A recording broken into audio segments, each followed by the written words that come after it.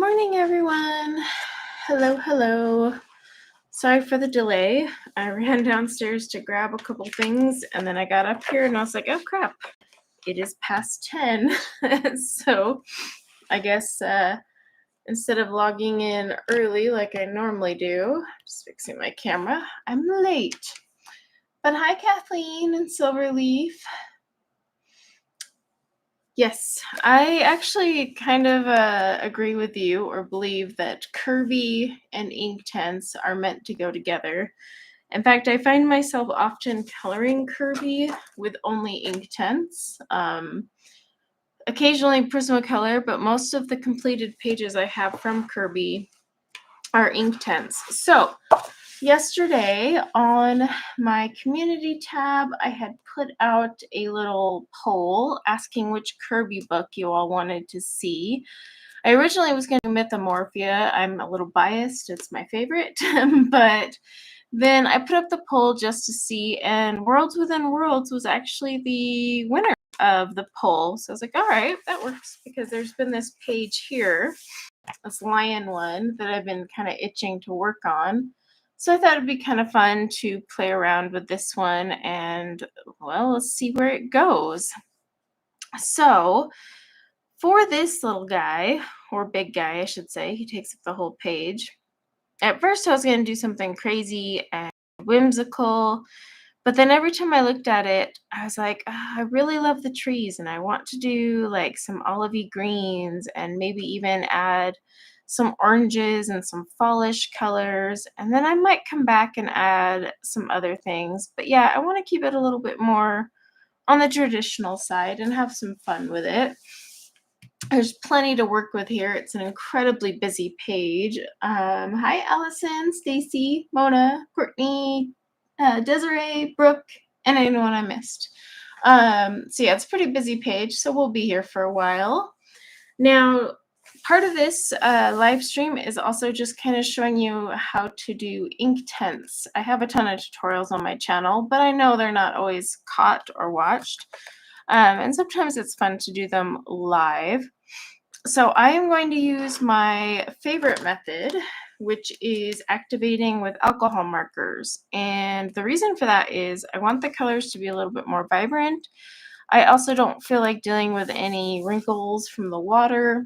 And I have a few other plans for the background. So there's a few reasons for that. But this is one of my favorite ways to activate these. I have a whole video on all of the ways I can activate them. I can even use the water-based colorless blender from Tombow, or any brand of that like, but I prefer the alcohol colorless blenders. Now I have two brands in front of me today.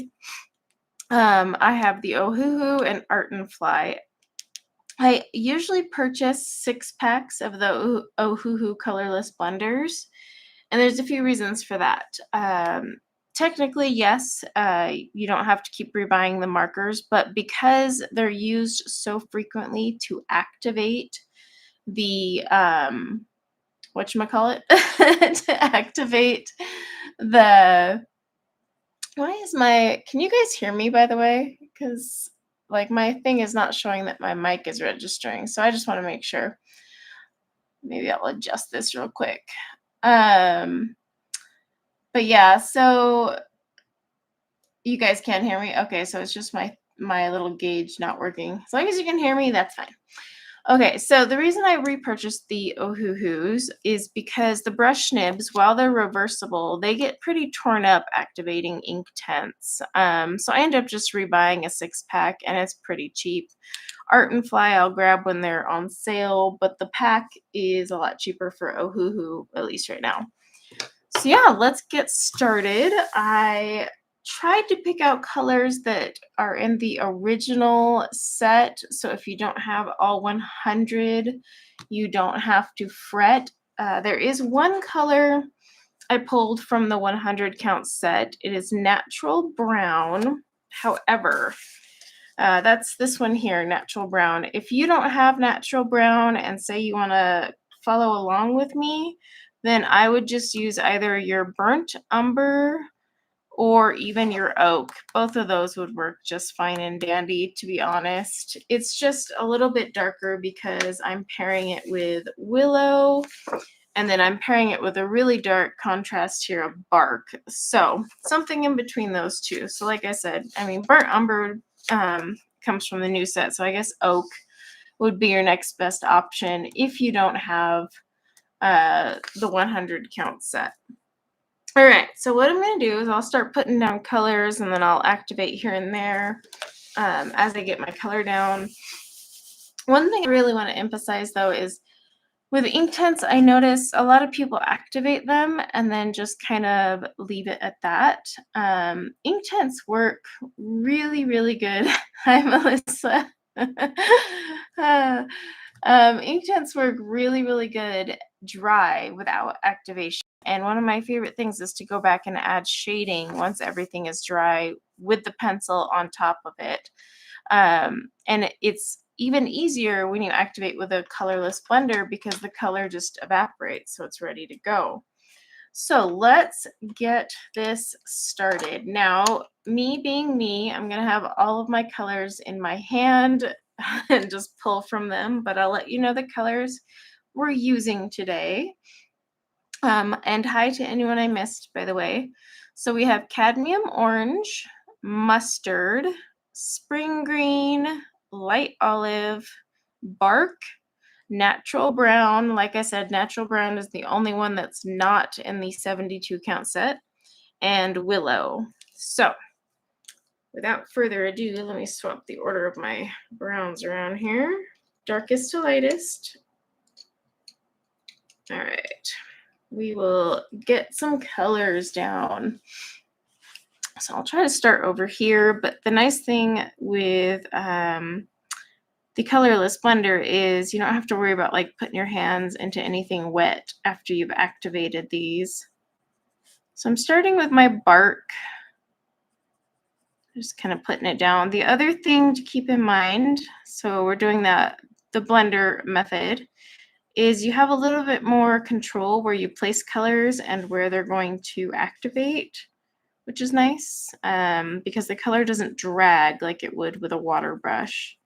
Now you can follow along this very same tutorial and color scheme with a water brush. Your results will just be a little bit different. If you want it close enough, just make sure your water brush isn't super wet when you're activating the colors. That's the only little tidbit I could say there. But I'm just going to put some bark down here and there, maybe in this little divot, because that looks like the tree's kind of sunken in. Okay.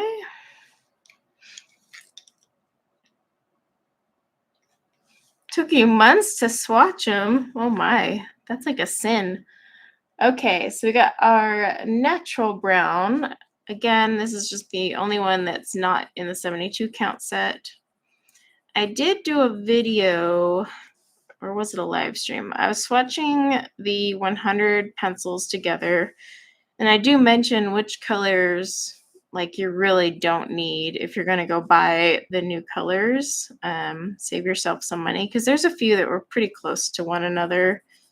So I was just kind of like, you could totally get away without that color.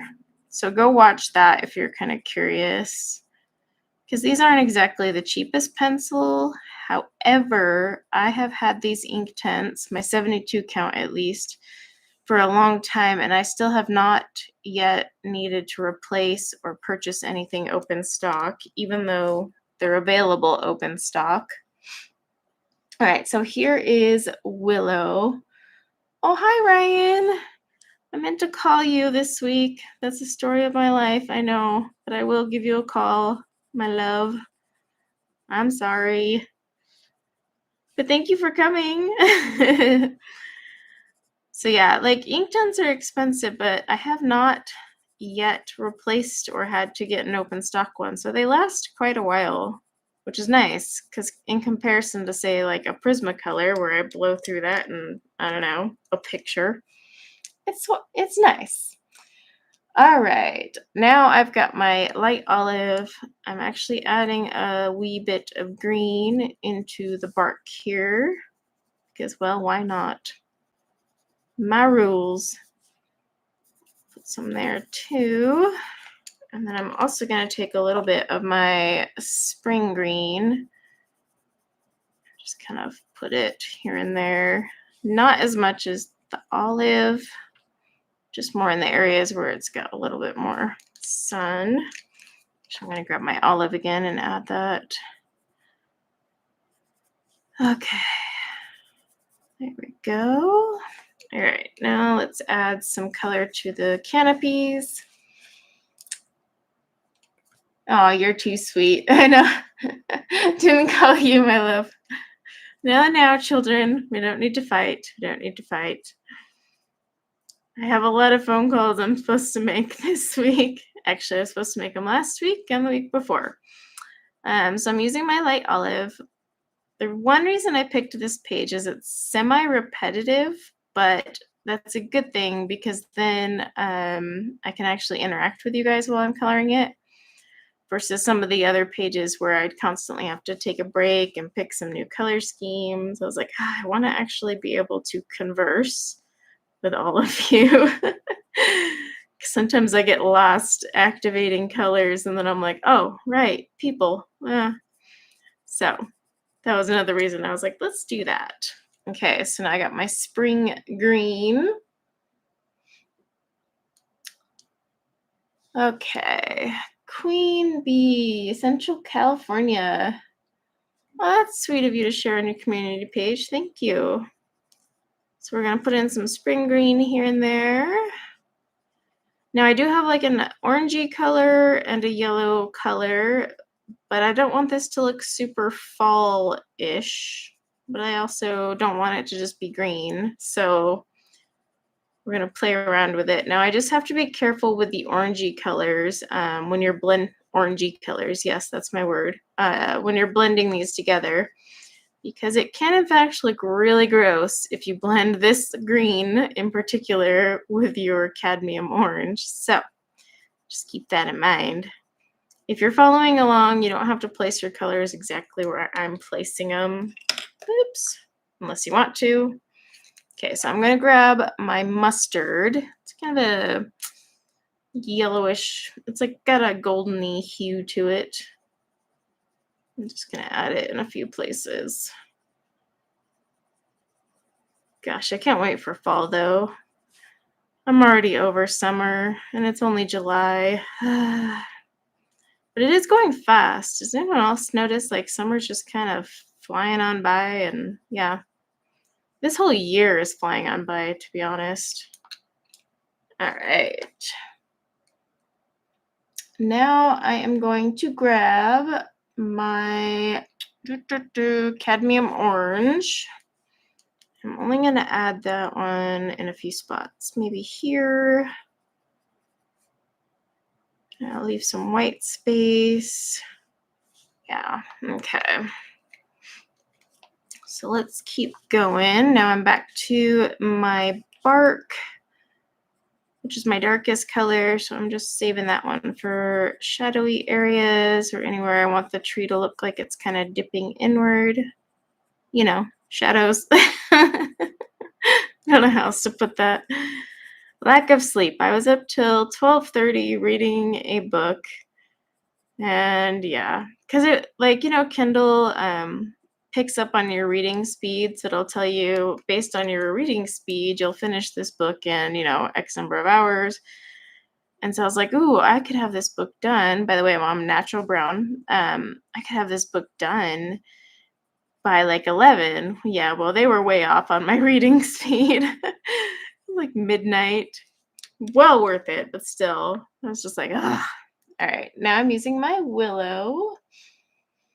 It's been a very busy year, especially, well, I'm not singling myself out. I'm just saying myself in particular, I've experienced a very busy year. Lots of changes, lots of things that require me to do or move faster than I would like. So I think that's kind of made things go by a little quicker. All right, so I'm taking my light olive now, adding a little bit here into my tree. And we're also going to add it up here. In fact, if you guys need me to zoom in, want me to zoom in a little more, I can, just so you can kind of see the colors. Maybe I will. You know what? I'm not even going to ask. I'm just going to do. So hold that thought.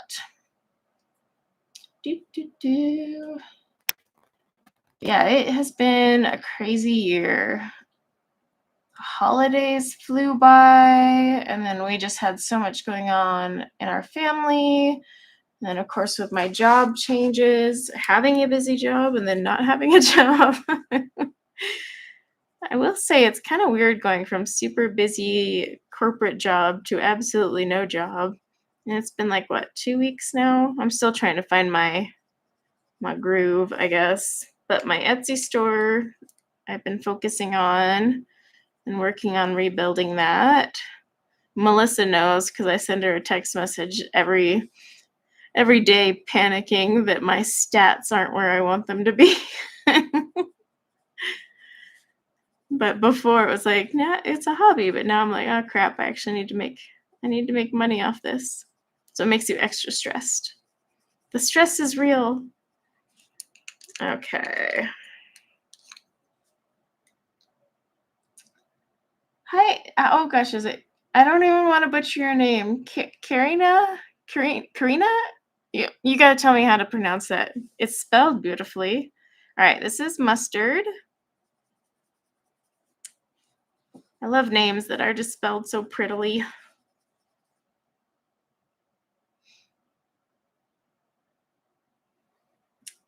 Sharing positivity. Half the time I'm texting Melissa, this stat is crap. It's over. All right. Cadmium orange. Add a little bit up here. I'm using light pressure, by the way, if you're curious. Don't ever use heavy pressure with Inktense unless you want it to not dissolve and leave really pretty lines on your page. Then go for it.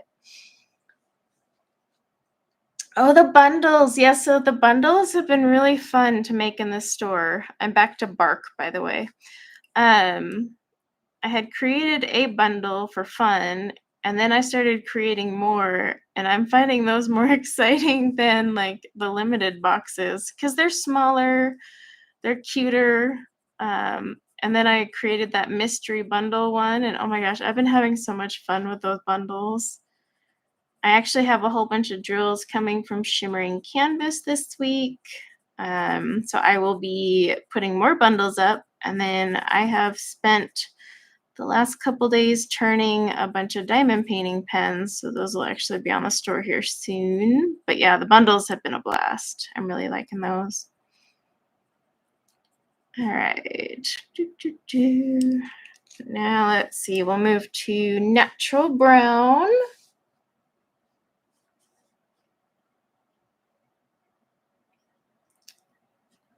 Some colors were rich when you swatched.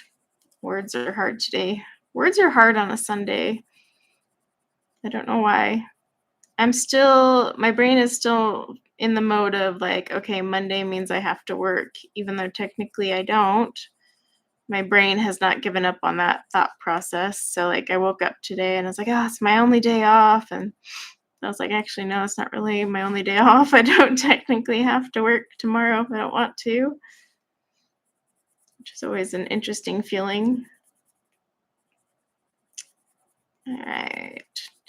And I've been working on my book. That's coming along. Now I'm using Willow. I'm working on a lot of things. It's just too many things at once. And every day I'm like, I should probably work on this. No, I should work on this.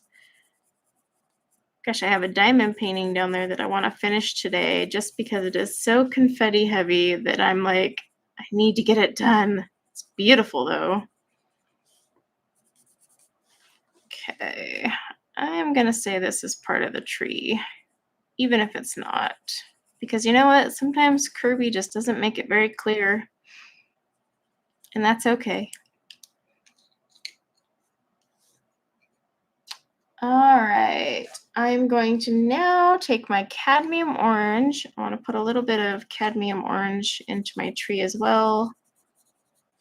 And the reason I'm adding the oranges and greens and yellows into the tree bark is because the face of the lion down here is going to have all of the colors. So I kind of want to make it blend and come downward. It would look kind of funky if I didn't.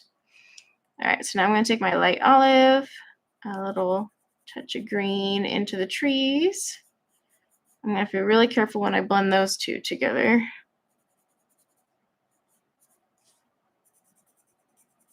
Yeah, I just want to bring any color I use up top, bring it back down to the center. Balance, it's all about balance. Do you have to make it all about balance? No. So don't worry about that either. If you don't want to put the colors where I'm putting them, don't. It's your page. In fact, I encourage you not to. All right. Got some here. Just kind of like putting this wherever I feel it would look nice. And then we'll blend, we'll activate some colors and then I'll go back just so you can kind of see how it looks activated. All right, now we have spring green. Oh, I probably should have drank more coffee before this or ordered my streaming Starbucks. It's becoming a habit though. Okay.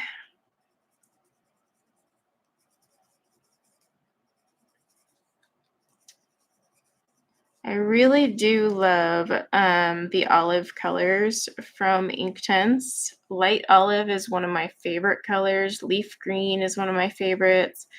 I love olivine, which is one of the new colors. Yeah, their greens have always impressed me. While some of them are a little bit too bright, and I need to embrace them more, I've always just been fascinated with their greens. Okay, so now I'm taking mustard. Mod stream Starbucks. Have it DoorDash to all mods that are in attendance. Hey, some of my mods don't drink coffee, so I guess I could send them a muffin or tea. But I'm out of work, woman. Barely treat myself to Starbucks right now. I am thinking of upgrading, or I should say re-upgrading back to my old Keurig machine that made lattes. So I'm not tempted to go to Starbucks. All right, cadmium orange. I had originally gotten rid of it and went back to my Ninja coffee maker, which is okay, but now I kind of miss that little Keurig. And I'm the only person in my house that drinks coffee, by the way. Like, my husband doesn't. So I'm a lone wolf. Okay, now let's do some activating real quick so you can see. I'm probably going to use my Ohuhus because I don't know. Let me see if these art and flies. Ugh, that's right. You know why I hate art and flies? The caps don't come off. Oh my goodness. Yeah, I'm going to do my Ohuhu because these are new.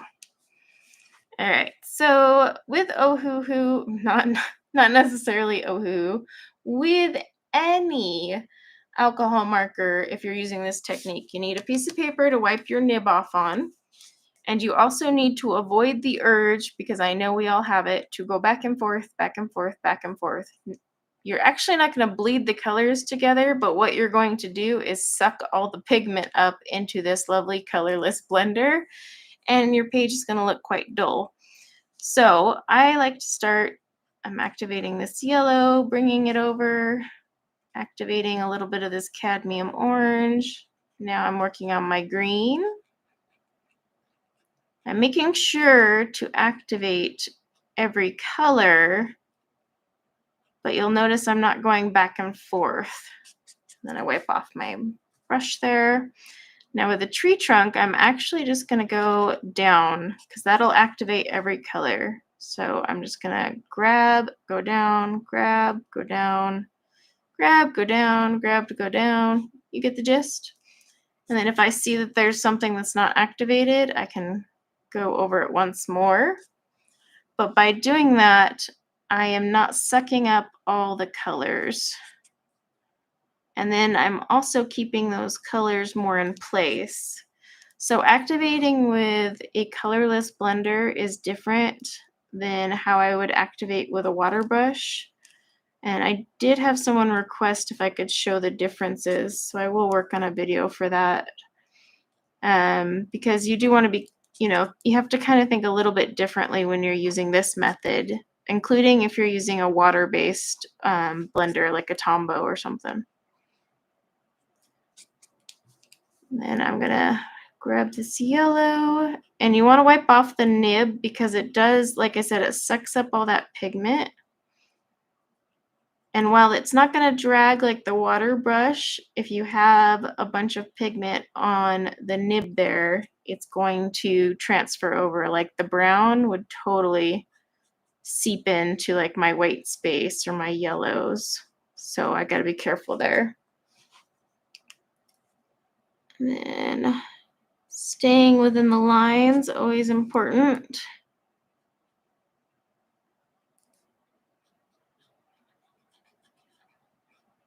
And the nice thing with the alcohol marker method is you have actually a little bit more time.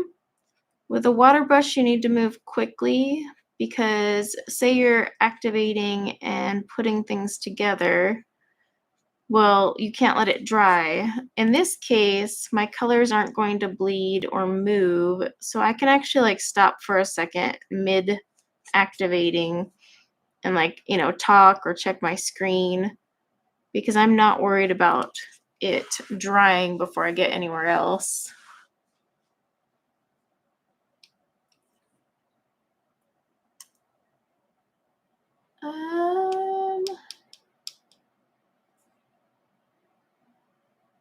How much is the Keurig that makes the lattes?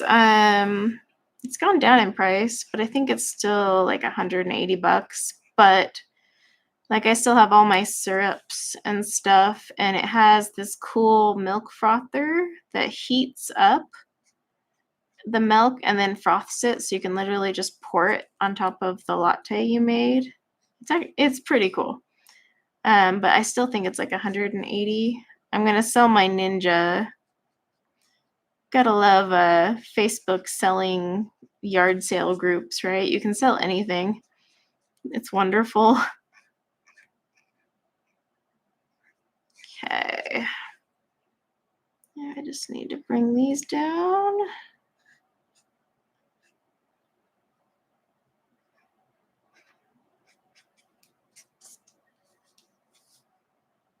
And I missed what happened. I saw people said, sorry, Jessica. So I'm sorry if something's going on. I didn't catch it in the chat.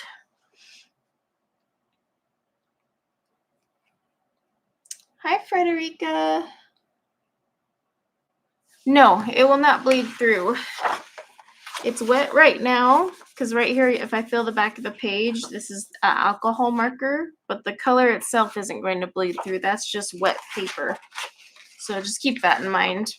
But no, they don't bleed through. I'm wondering if I have an Inktense one that I did in here with the marker.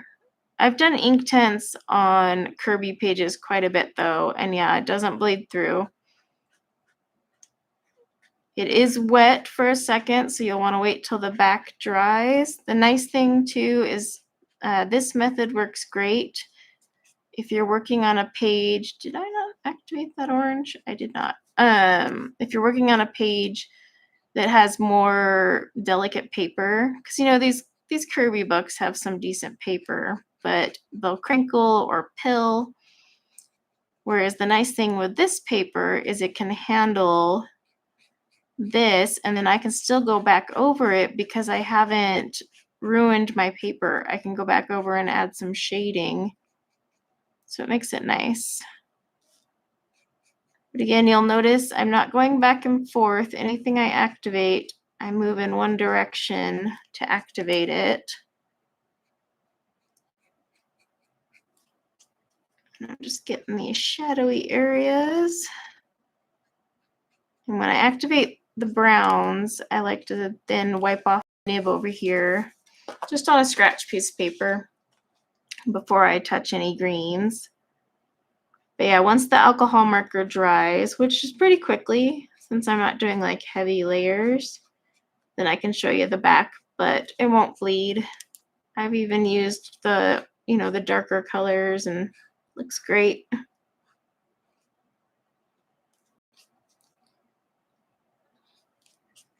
All right. Let's get down here. Want to get these branches. Sorry if my big old fingers are in the way. I'll try to move them. Okay.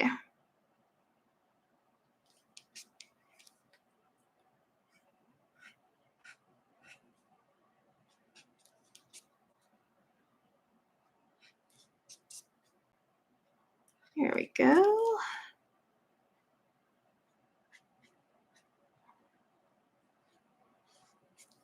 All right. So those are all activated. Now I'm going to wait for it to dry, but it'll dry faster than it would if I was using the water brush method. And you can already see the colors stayed vibrant, which is why I enjoy this, because they don't water down. Like, see how the light olive color, yeah, stay on camera. Light olive's a little bit more watery versus on here, it's more bright. So that's one of my favorites. But yeah, once this is fully dry, I'll go back in and actually do some shading. So we're just going to keep putting down our dry colors for now. Hi, Shannon. So alcohol blender isn't necessarily better than the water brush. In fact, I have my water brushes right here. But if you're new to Inktense, I suggest using the alcohol blender simply because it's a little bit more forgiving than water, and you don't have to move as quickly. I'm back to bark, by the way. You don't have to move as quickly, so it takes a little stress off you as well.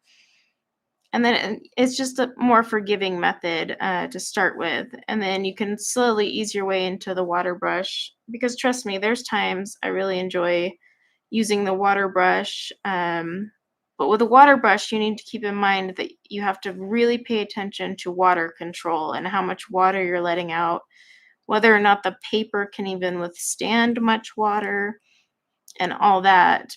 Well, the alcohol marker lets you use a little bit more variety and you don't have to worry about the paper as much. I've even used this method on the new crappy paper from, what is it called?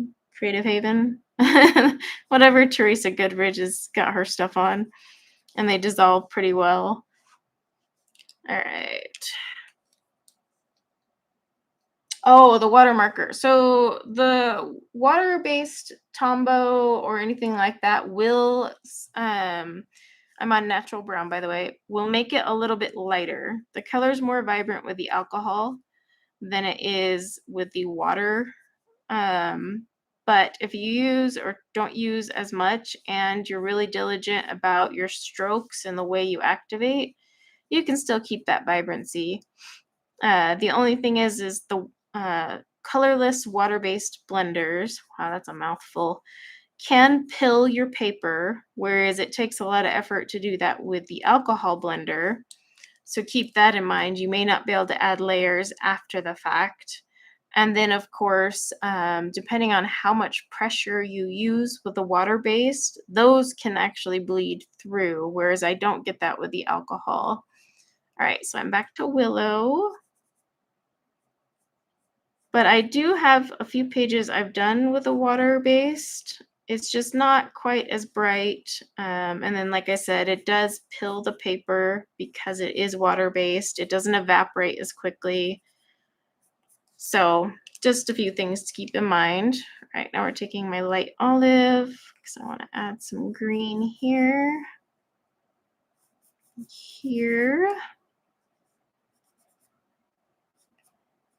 Okay. And I think I'm going to take this mustard color. Just to add a little there. And I like to leave a little white space too, not because the color's actually going to drag into it, because it won't, but it's just for natural highlight. I don't even know, I don't think in this book, let me check. Oh, let me put my handful of pencils down. I don't know if I've done any water-based one in here. Let me look. This is Prisma. I know in Mythomorphia, I've done both alcohol and water, but I have not in this one, so I can't show you. All right, there we go. Get my thing back in there. All right, color some greenery here. So I'm going to grab my light olive again.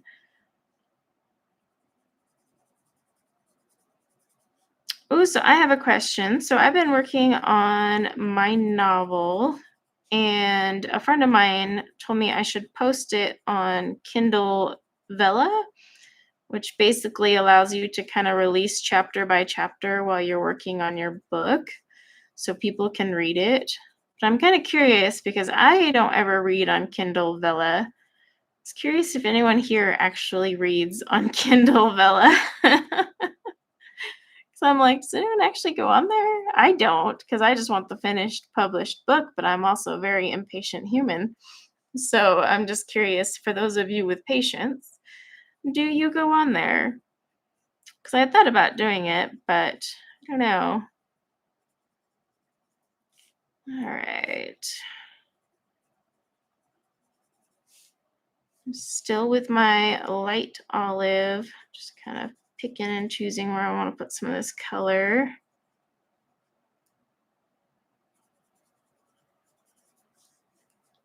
Oh, we got some greenery down here.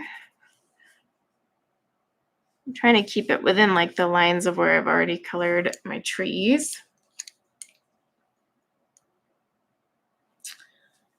Yeah, I mean, I prefer Kindle Unlimited too. So my thing was like, well, I'd rather just finish the book, publish it, and just put it on Kindle Unlimited rather than Vella. The whole point of Vella is feedback. Like, people can give you feedback as you release chapter by chapter. So it's almost like a trial or a beta test group in a way. And what you put on there doesn't have to be your final product, because you can take people's feedback and adjust the book and then publish it once, you're done. But that's kind of why a lot of people enjoy using Vella. But I'm like, I've never actually read a book on Vella.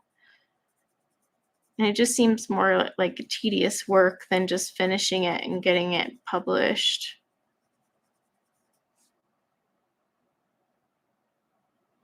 Yeah, the nice thing is so I'm probably going to self-publish some of my first books.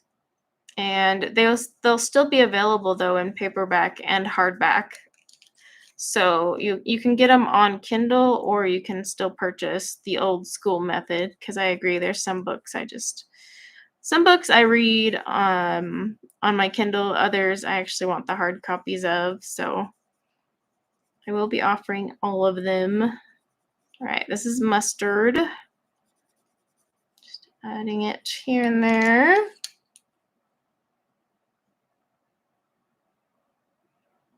Okay, and then I've got my cadmium orange. I'll just be kind of going back and forth with some of these. Go with like a little bit orange right there. Debating on the sky, but I might actually do like a big wash of purples or something, because it would look nice against some of the orange in here. Okay, I'm back to my light olive.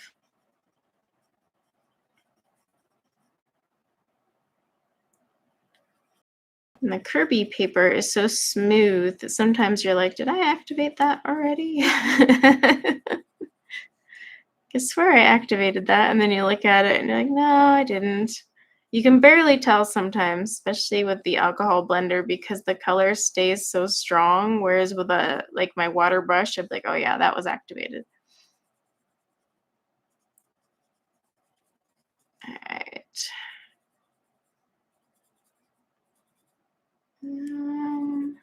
Get that in there.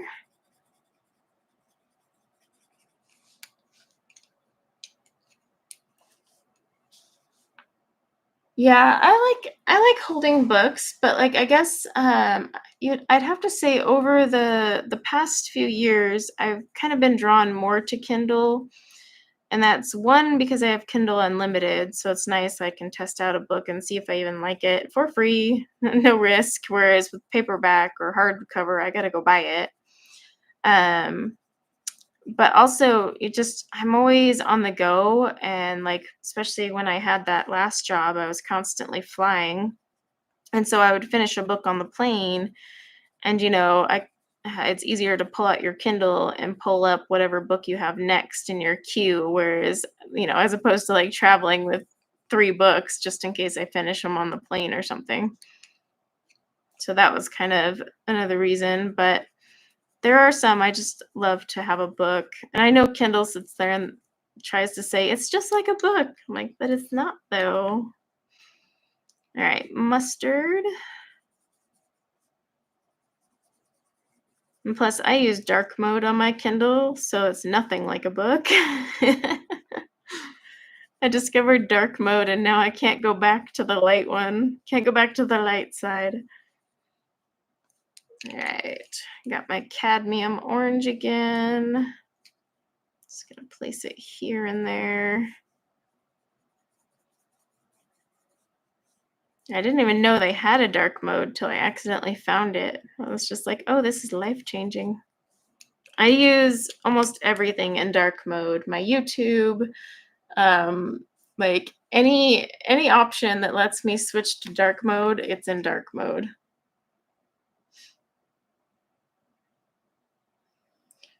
I mean, the reason coloring books have, better or worse paper, is, well, it's up to the artist and how they determine to publish it and who they use, to be honest. And don't blame the artist if they have crappy paper. Often artists just can't afford the cost of, getting someone to publish it on nice paper. But really, that's what it boils down to, who they use to publish their book and what paper they chose. If they go through Amazon, then usually they're kind of stuck with that, create space paper, but there is the upgradable paper, but it costs them a fortune. So you have to kind of keep that in mind. But yeah, it's all about the company they use to print their coloring books. So that really determines it. Newer artists, typically aren't going to go for the higher end paper. And then, of course, with Amazon, they do make it a little bit enticing to just publish with them because it's one platform, easy to use, and unfortunately crappy paper. But yeah, I mean, like Kerby uses a specific publisher, and that publisher, picks out the paper. Of course, the artist has a say. I'm going to use some mustard real quick. Like if they don't like the paper, but they only get so many choices of what can be printed with. Now I'm going to take my cadmium orange. We're going to add some light olive. I really don't judge artists either way. Some just want their book printed, and I can't blame them. They want it printed and out there.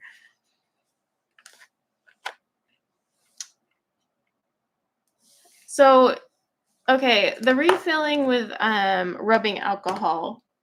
I I don't recommend it. A lot of people will try to refill these markers with rubbing alcohol, and you need to realize this is not rubbing alcohol that's in here. Like, um, there's certain things they do to create alcohol markers, and isopropyl alcohol is like a part of the recipe, but not the entire thing. So don't do it. For one, it's going to smell 10 times stronger. Same thing, please never, ever, ever put alcohol in your water brush. That is just horrible for you to inhale. And it's cheaper to just buy a replacement. But yeah, no, don't refill your alcohol markers with isopropyl alcohol because that's not the only ingredient that's in them, or in alcohol markers in general. And yeah, then you're just straight up inhaling it. And I don't know about you guys, I get migraines pretty easily, so I'm not about to go and suck that in. But I mean, if you really want to, but I don't recommend. It's not recommended by me. And the 6 pack of Ohuhu markers is like $9 and they last me a pretty long time, and I can flip the tips around, when they start to shred up a little. So it's just not worth it. I can buy the replacements, and then you can always just look for super cheap brands. You don't have to buy anything expensive or fancy. Just look for what's ever on sale at the time and buy a colorless alcohol blender. But yeah, don't bother with the rubbing alcohol. That's just gonna hurt. All right, I'm using my bark to color bark. Gotta keep remembering that I'm zoomed in so I don't accidentally go off screen here.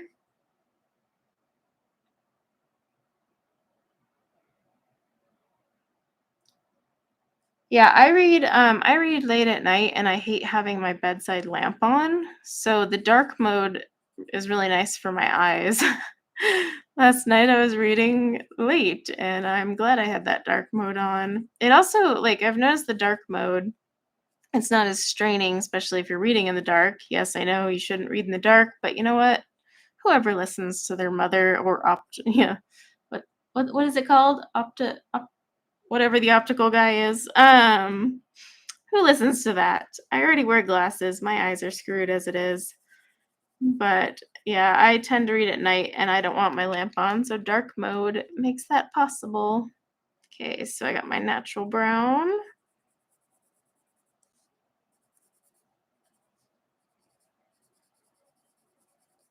All right.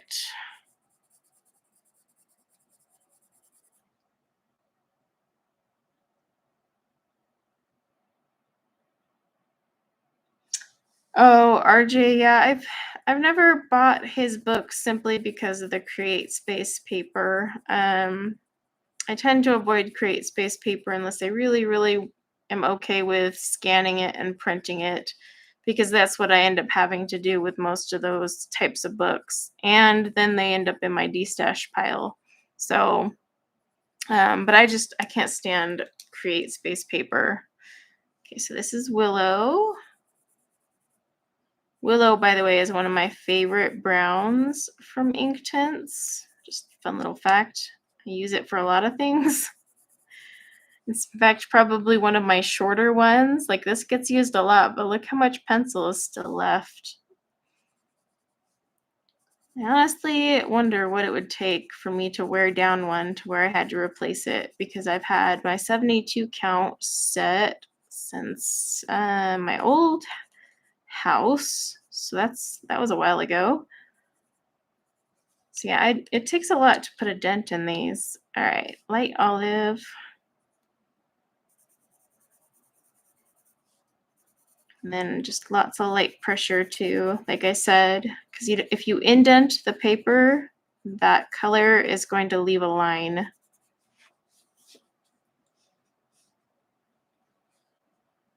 Yeah, if they have PDFs, that's good then, because then you can print it on the paper you like, and then you don't have to hassle with it. And then you're not buying a book just to scan it and, print out on the paper you like. That's why with Coco Wyo and a few of my favorite artists that do like more kawaii and chibi stuff, I've been buying up their versions on their Etsy in PDF form because I just, I was getting sick and tired of buying the book and then having to scan it and print out a page. It's just so tedious. But there was quite a few for a while there that just didn't have a PDF version, which is odd because it's cheaper for them to release a PDF version. I mean, they don't have to print it. They get, people to buy it. It's instant delivery overnight. There's like no work on their part outside of renewing the listing on Etsy. So I've always wondered why some artists don't throw them up there because I'll gladly buy them. And there's like no risk for putting them up there. Okay, spring green. Yeah, I don't know. There's just some artists that still haven't kind of converted over to PDFs, which is interesting. Like I love Hannah Lynn, so I've been slowly replacing all of my printed ones on Create Space paper with her PDF versions, which is nice. If you're a Patreon, by the way, of Hannah Lynn, you get like a coupon once a month specifically for her PDF editions. So you can like sit there and slowly replace them. You could also buy her artist edition, which she has. They're like on really nice paper and spiral bound. It's just for me, I'm like, oh, I don't want to spend all that money. And then I'm afraid to color in it because it just feels so permanent. Whereas if I print it, I'm like, oh, if I screw this up, I can just print it out again. Any artist edition book, though, that's how I react. I'm like, I don't want to ruin it. I paid too much. It looks too pretty. Okay, now we're on to mustard. It's funny because the lead of this one looks very brown, but when the color comes out, it's nice and pleasant, but it doesn't look like it would be yellow. Doesn't even look like mustard, honestly. The lead, I mean. The color itself is pretty mustardish. Let's see.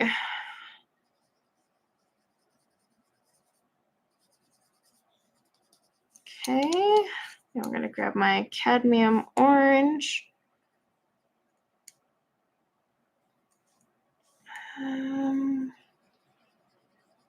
Put a little bit there. Again, I still leave some white space.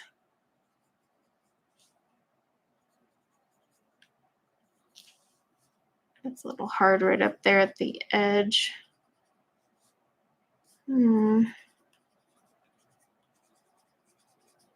Okay. And then I've got a little bit of tree up here, so I'm going to add that in real quick. So take some of my bark here. And the other way you know that like you're not using your pencil too hard is they pretty much stay sharp for the duration of your coloring page. Prisma, I would already be sharpening by now. I'm like, oh shoot. Okay, let's activate that after I take a drink of water.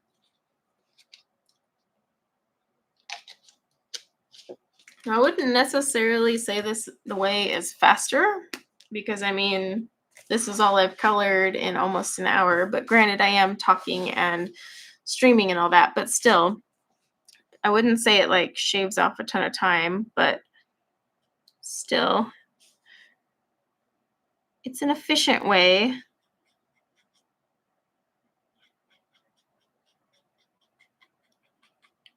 All right.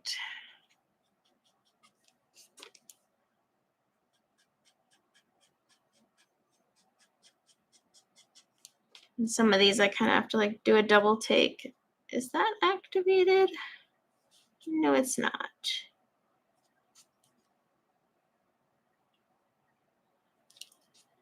And then, like I said, you can use these dry. They actually feel quite nice dry. I mean, even just laying them down on the page here, you can feel it. They are kind of like a waxy feel to them, I guess is the best way to describe that. But They're not like something I would use straight up dry all the time. Whereas I know like with Albrecht Dürer, a lot of people do. That's a little different. I wouldn't do that with these Inktense, especially at the price point they're at. Instead, I would only go back when they're dry to add in extra shading or little pops of color here and there, but not necessarily color a whole page while they're dry. Because really, they look so much prettier when they're activated. And that's usually how I can tell they've been activated, because I'll be like, ooh, that one looks kind of dull, where over here it doesn't. It's brighter.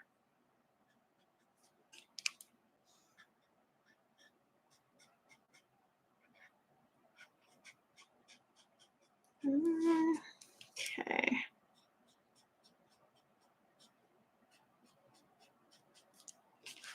Oh, make sure I'm on the screen.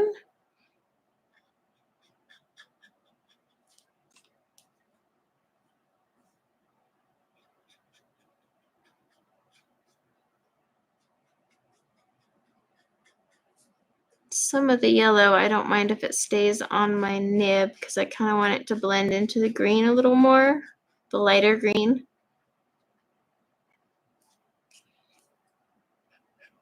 But when it comes to the orange, I'm just being careful about pulling it too much into my darker greens.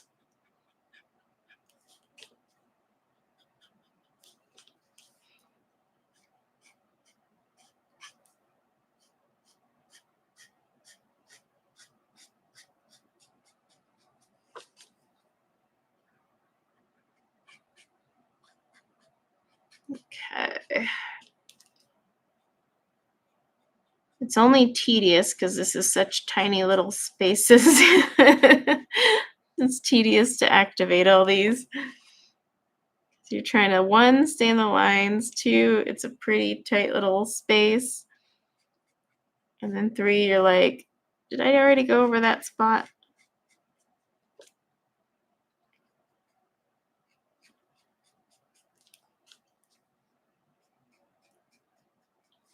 All right, then we got some up here.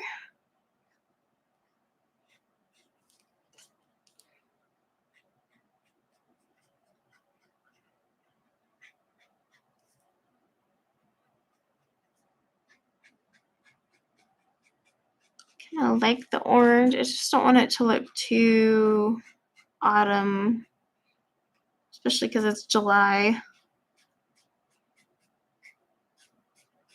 That's what I was saying. I think like a really pretty purple background look nice. Purples and dark blues.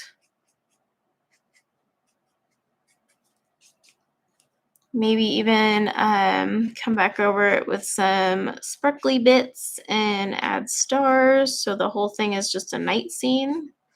I don't know.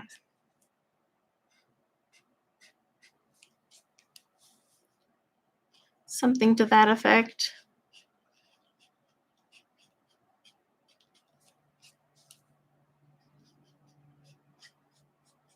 Okay, I gotta go down here.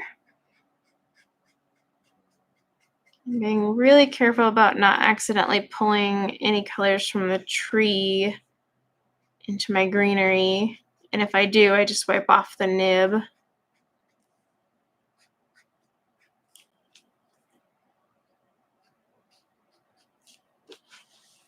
But see, you can kind of tell the difference already. Like these are activated, whereas this tree trunk is not. So see how like there's kind of a difference there?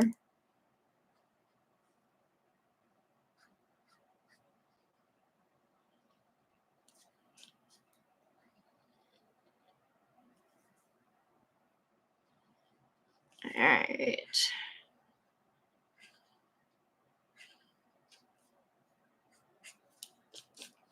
Okay, got that. Oops, part going.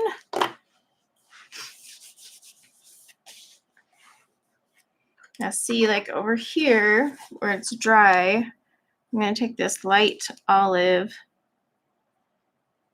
and add back in some shadows under where like the trees are, I don't know, the under part of the tree.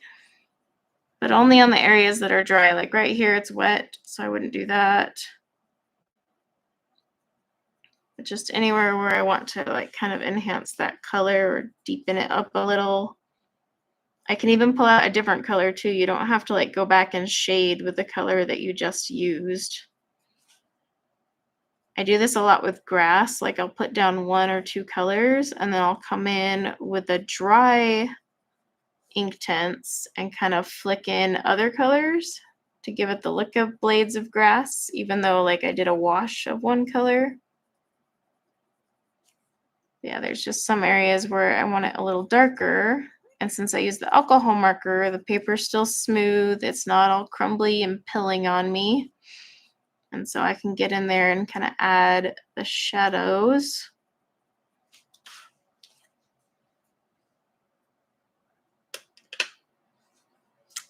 Inktense and Albrecht Dürer are the same price in Canada. Huh, that's interesting. I'm kind of so what is the price in Canada for those sets? Just out of curiosity. So yeah, with my little lion's face, I think it'd be cool to mix all these colors. In fact, I won't use like the dark browns, I don't think. If anything, I'll probably, gosh, I don't know. It's hard to say. I may add in another green because I want like this little forest floor area, but I'll see.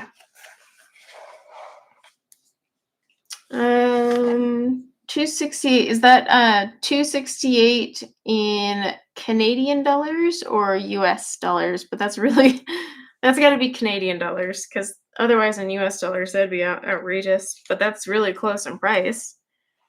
It's kind of crazy. Lemon Crinkles. By the way, I really like that name. It's cute. Pull out some older work and then do a little more coloring on it. I sometimes do, if I'm really feeling it. Sometimes the reason I leave a page at WIP is because I was never really feeling the page. So I tend to just kind of abandon it permanently, which isn't always the best. Or like there's something I messed up on the page and it takes me a while to be like, okay, how am I going to fix this? But there are times I go back and finish WIPs. And I'm not counting the ones where I'm just going back to add a background. That's a little different.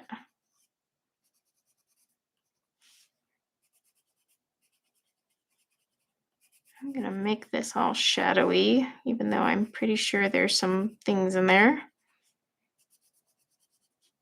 It's the thing with Kirby's line art. You're like, is that a shadow? Is that a leaf? You know what? It's just now what I want it to be. Like there's a snake hiding about somewhere on here. Probably just gonna cover him up straight with a with my pencils because I don't like snakes. I don't want a snake on there. I can do what I want. Especially with Kirby pages, just like when he was into the hidden objects, I'd be like, yeah, I'm just gonna color right over those and pretend they were never there.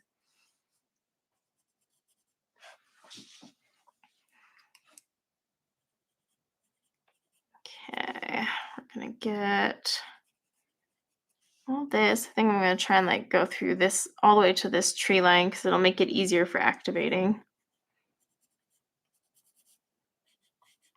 Now, Inktense are permanent, so like once they dry, once you activate and then they dry, they will not, reactivate if you go over them with water or whatever. So like say you activate your pencils and then you decide that you want a different color, or you want to add more color, you can totally put that color on top and then activate it, and the other colors are going to stay where they were if, I have to really throw out this big ol' if you fully activated the color under it. If you don't fully activate that color under it, then it will activate with whatever you just put on top of it. So just always keep that in mind and make sure the color below it is fully activated. Otherwise, it is going to jump up and greet you. Okay. Still using my bark just to get all these darker areas. Like I said, I'm kind of working my way to like right about here.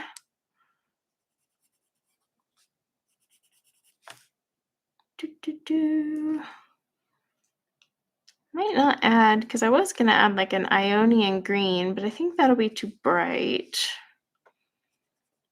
Like I got these little woodland characters in here too. I've got to decide how I'm going to color. I might actually make all the animals like one solid color, like maybe gold or something, kind of like they're gilded, because I kind of want to do gold eyes for the lion. So that's one thing I was thinking it would be kind of cool.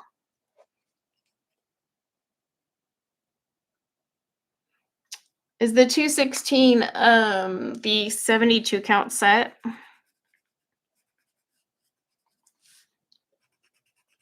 You know, I haven't even bothered to look to see if the 100 count set is on Amazon. I probably should have. But I was like, oh, when I'm coloring today, I'm going to try and just stick to the 72 count because I know there's a lot of people who haven't been able to snag those new 28 colors. So I was trying to stick to colors that people likely still have. In all honesty, though, you could get away with a smaller set of Inktense if you're okay doing some color mixing, because you can mix these on a palette and put them down. They do also sell the Inktense in palettes, but that's kind of meant for a different use. But yeah, like you could totally mix and make your own colors as well. If you feel like there's a color missing or lacking when you get those smaller sets, so that you don't spend as much on a 72 count set. Okay, did I get all the shadows I wanted? I think so.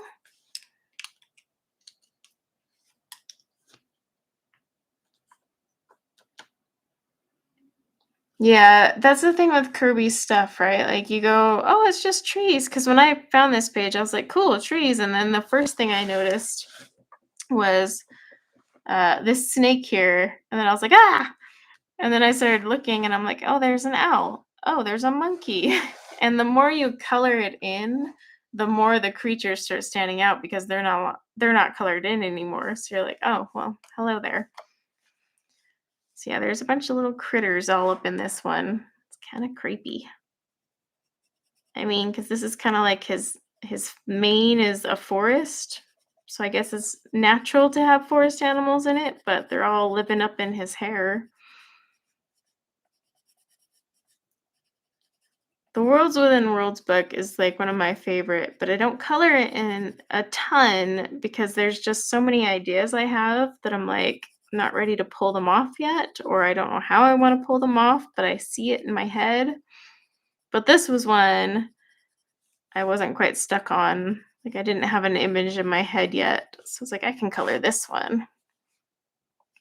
There's quite a few in this book that I have a very specific image in mind, and I just have not figured out how I want to do it yet. And it'll probably be with Prisma. Actually, some of them might be done with Inktense. Like the Flamingo page will definitely be a Prisma project.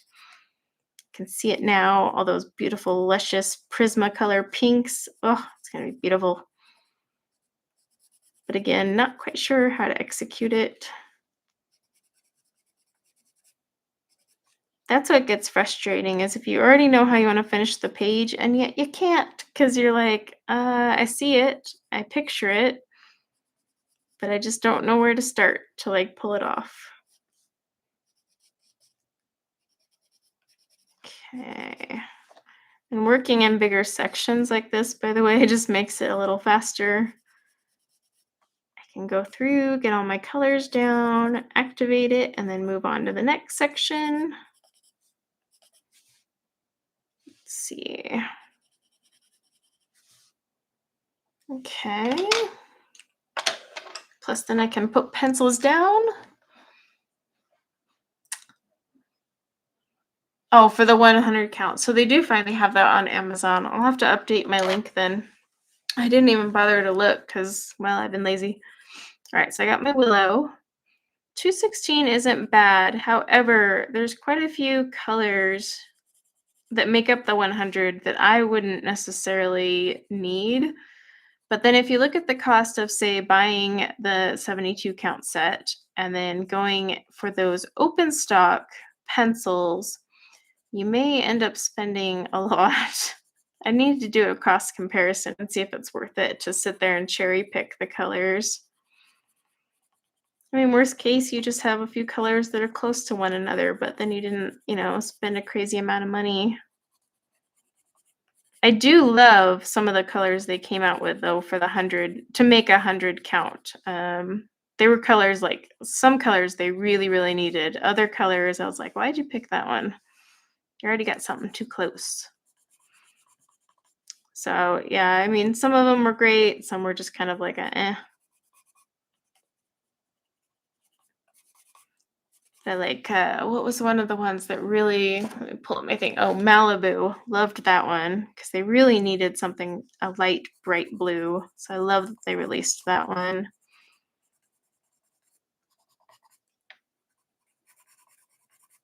Okay. Just getting my trees colored in.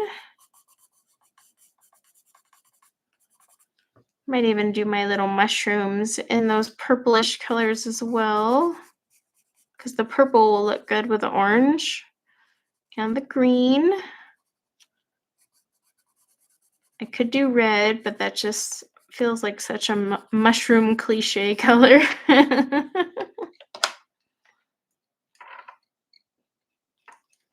All right. Kerby takes me so long. Yeah, so that is one reason I tend to lean towards Inktense when I'm working on Kerby pages. Because I tend to belt out pages way faster than if I was just sitting there with colored pencils.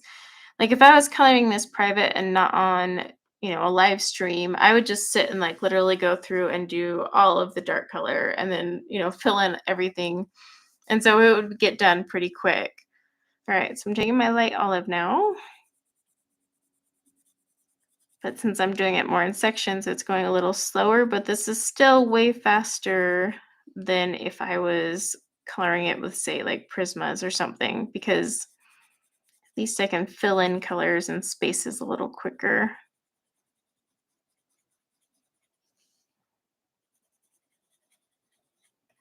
But yeah, his pages do get intimidating and tedious sometimes, especially like a page like this where it's all repeating elements. After a while, you're like, and I'm bored. Like, I need some variety. That's why you'll put it down, save your little pencils, and then come back for it later. Or be like me and be like, you know what, I need like a year-long break. I'll come back to it. Just kidding. Although there are a few Kerby pages I've started that were very tedious, and I ended up taking a very long break from them. I think one of them's in Mythomorphia, actually, because that one I've used a lot of Inktense in.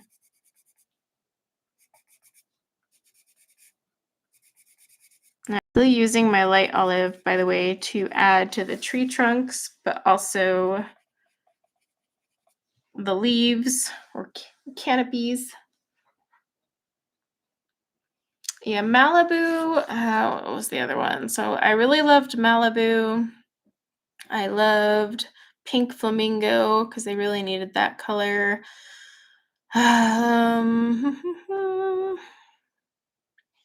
Olivine was another one. I was really happy they added. I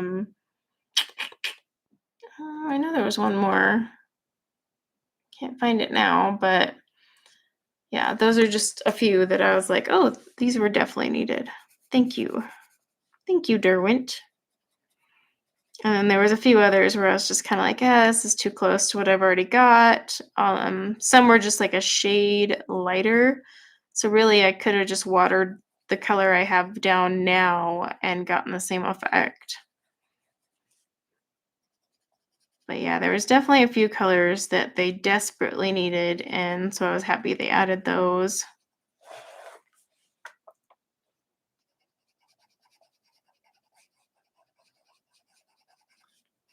Alrighty, let's see. Only problem about doing a big section like this is I have to stop and go, did I miss it?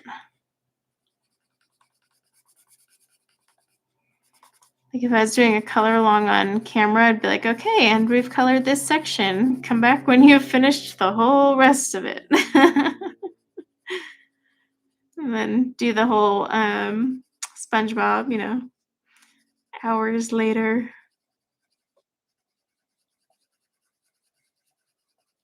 Okay.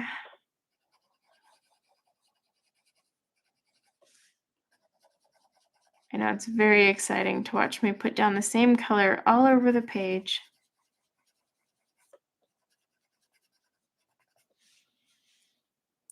Let's see. Oh, your husband just ordered you this book. This book actually, I was kind of surprised. It was under $10. I don't even think Mythomorphia is that cheap right now. Because Mythomorphia was what I was going to originally do, and I swear that was like 11 or something like that. So I was pretty surprised when I went to pull it up, and it was under $10. Yeah, alrighty. And this is one of his newer ones. It's actually one of my favorites. It's just I'm too intimidated to color it half the time because I just, like I said, I have so many plans in my head for how I see the pages that I just can't figure out how I want to actually pull it off. But this was one of the books that really got me into Kerby. Like I kind of avoided him forever until this one popped up, and I was like, oh, this is cool. Like I really like this one. Whereas other books of his in the past, I was just like, oh, it's too busy, too much going on. All those stupid hidden objects, because I hate hidden objects, loathe them. In fact, I have, I can't remember which book it is, but there's like this cocoon that opens into nothing but a bunch of insane freaking doodles. So I just took my Inktense and straight up went right over them. Turned it into an exploding rainbow floating out of the cocoon and called it a day.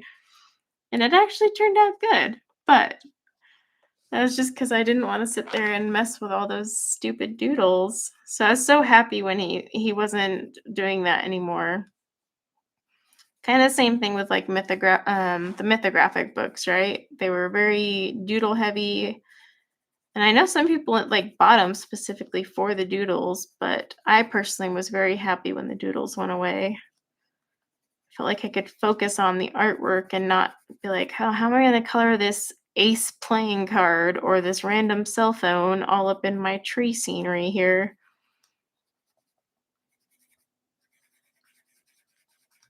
And I never went back and like looked for the hidden objects.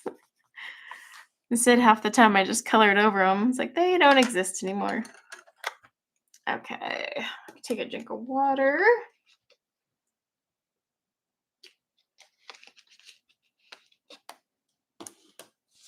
Oh, amethyst. Is that one of the ones I like? Let me see. I'm pulling out my little swatch chart. Where is amethyst? Hello. Oh yeah, amethyst is definitely another one I liked too. That nice light purple color. All right, so I'm taking my spring green. Now, granted, the lighter colors they added, you could have just put the like a darker color onto a palette and watered it down and gotten that same effect. But I use Inktense to put it on the paper and activate it, like straight up laziness. So I was glad that they had that option. It's kind of the same with watercolor pencils. Yes, I could buy a set of 12 and easily make whatever color I want to make with those 12 pencils, but I could also just buy the set of 120 and put them on the page and save myself some hassle. So it's really kind of, I don't know, how dedicated are you to mixing colors on a palette? There's still a few colors I would have to mix. Like if I want a flesh tone color, I don't typically do portraits with Inktense, but if I was going to, I would need to mix a few colors to create a good flesh tone. So that's one that I wish they kind of added in, but they didn't, which is interesting. I wish they had like some peachy colors, but they also are kind of focused on light fast readings and whatnot. So not as heavily as like say their actual light fast pencil line, but still light fast was taken into account when they were creating these.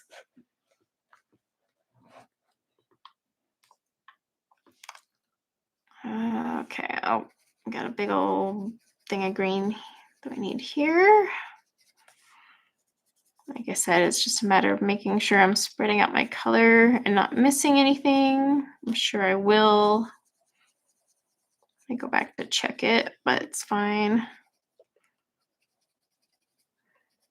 Kerby paper is nice though. It does take water really well though. I've done quite a few watercolor backgrounds on Kerby pages and they do well. So that's one thing to keep in mind. If you do want to like use your water brush, it's going to take a lot of water to make this paper pill. Now, whether or not you'll be able to add actual layers is a little different. Going back in and adding more shading, because that'll be determined by how much water you put down. All right. Let's get some over here. Okay, now I'm going to grab my mustard. This one's going to get added at random all over the place. Sometimes when I have these colors, I feel like I'm going a little here, dash here. Oh my gosh, what is that fairy tale where she's like just shoving whatever she can into the recipe pot, the dough? Is it Snow White? I can't remember. She was just like throwing anything and everything in. Or maybe it was Sleeping Beauty when they were making bread or something. I don't know. It's kind of how I feel like when I'm adding these accent colors, just random throwing things in. Being like, yeah, that's going to work. I think it was Sleeping Beauty. They were making her cake. It's all coming back to me now. Look at that.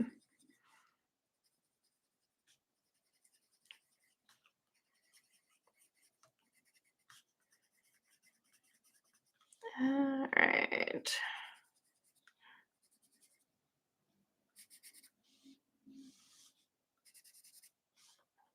Probably going to come in and add a little bit more green to the trees too, now that I think about it.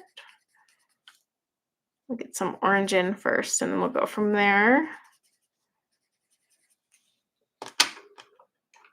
It's all coming back to me now. I'm not singing it. Trust me, you all will be thankful I don't sing it. Nope, you don't have to prime the paper at all. This is straight out of the book. No need to prime because I'm using the alcohol blender. In fact, if you put down like a watercolor ground on this, then you cannot use the alcohol blender because you are going to shred through the nib of your alcohol blender marker. Just Let It Be, which is also a song, and I'm not going to sing it because no one needs to hear my voice. It's bad enough when I sing happy birthday to my kids. I swear they're cringing. All right. Add here. I'm going to add some more green to that tree, I think. Not saying my voice is super awful, but it's definitely ranked up there. Close enough. Things no one needs to hear. All right, I'm going to grab some light olive and just add a little bit more green to this like tree here. Just feel like it needs it. And then of course, after I activate everything, I can always go back and add some more. Right here. Where'd my yellow go? Add a little bit of mustard. Maybe a little bit right here too. Like I said, I'm not really putting a lot of thought into where I put down the colors. Outside of bark, which I want just in the darkest of dark areas, but outside of that, I'm just kind of doing whatever. But maybe you can see now what I mean. Like you can tell what's activated and what's not. Like activated, not activated. Like you can literally see the line up. So it gets easier the more you have down. And then, of course, in person, up close, it's even easier. I do not know if it would work on Bible paper. So yeah, sorry. Wish I could tell you. Maybe someone else has tried it and could say, but I don't know. Like Bible paper is typically kind of like what is it made out of? It reminds me of like a parchment style paper, but I know it's not parchment. Is it? I don't know what it is. I could go ask my son to give me his Bible real quick and test it for you. But that would require the teenager to be awake before noon, and that's just not going to happen.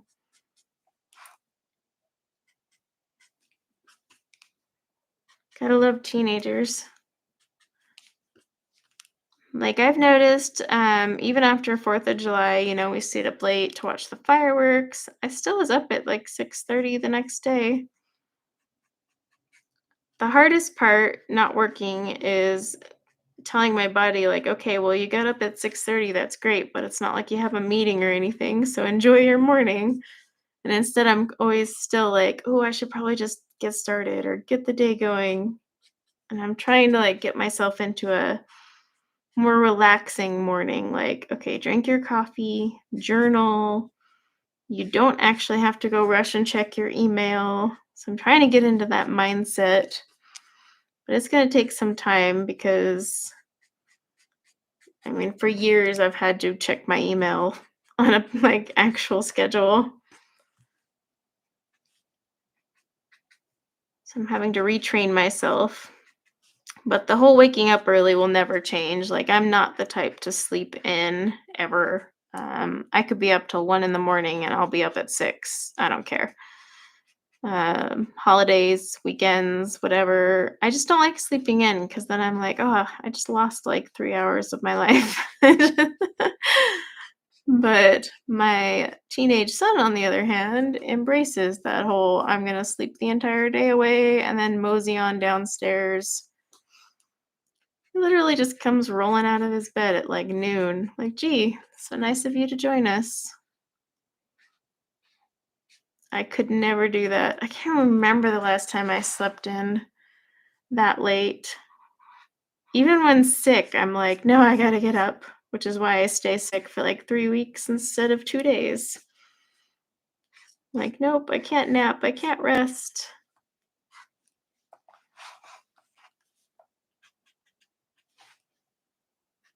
I should probably take some lessons from my carefree teenager. Not on the sleeping in part, just the whole not giving a crap part. Embrace that life for a while.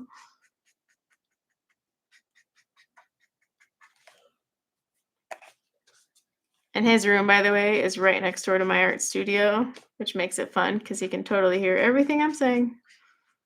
And he knows I feel this way because I tell him every morning.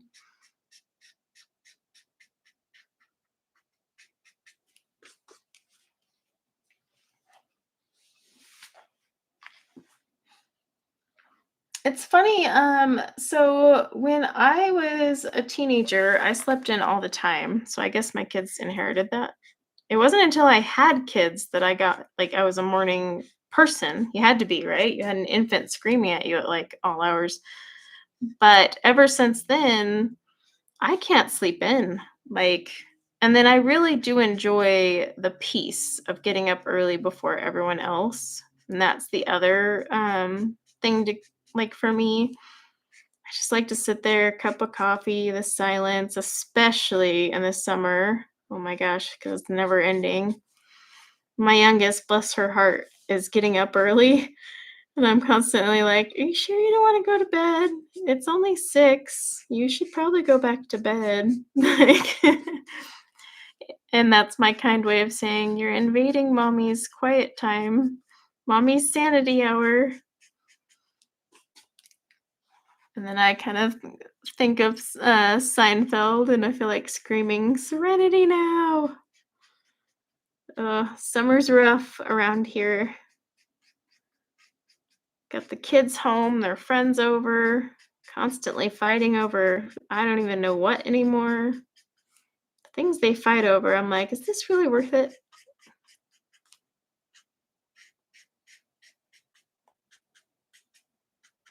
And you always think, like, once they get older, they would fight less, but no. Actually, they have way more to fight about now, including arguments over if you're not a fan of Taylor Swift, you're not my brother anymore. Like, the educated arguments we have here. And I'm the only person in my house, and yes, gasp, I'm the only person here who's not a Swiftie in this household. I'm alone.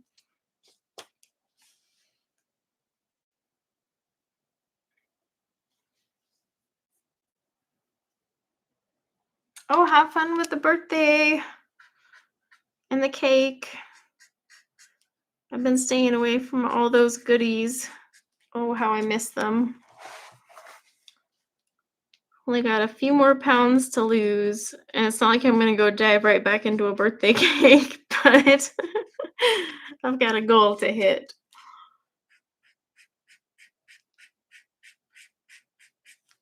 And yes, I am glad I'm out of that job too, minus the whole not having a steady paycheck every other Friday part. That part sucks. All right. And I will be filming a whip and chat on my diamond painting channel. I had a few of you ask. That's where I've been posting whip and chats now. It's my diamond painting channel. I was off screen there. It's just easier over there, but I am going to film one this week. I didn't get around to it last week. This past week. You know what I mean? Because July 4th, it was my daughter's birthday. Things just got a little bit too insane. All right.